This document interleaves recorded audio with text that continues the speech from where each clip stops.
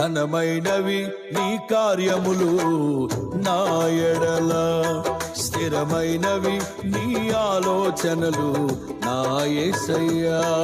ఘనమైనవి నీ కార్యములు నా ఎడల, స్థిరమైనవి నీ ఆలోచనలు నా యేసయ్యా.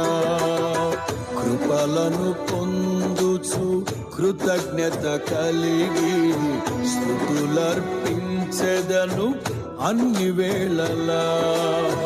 కృపలను పొందుచు కృతజ్ఞత కలిగి స్తుతులర్పించెదను అన్ని వేళలా.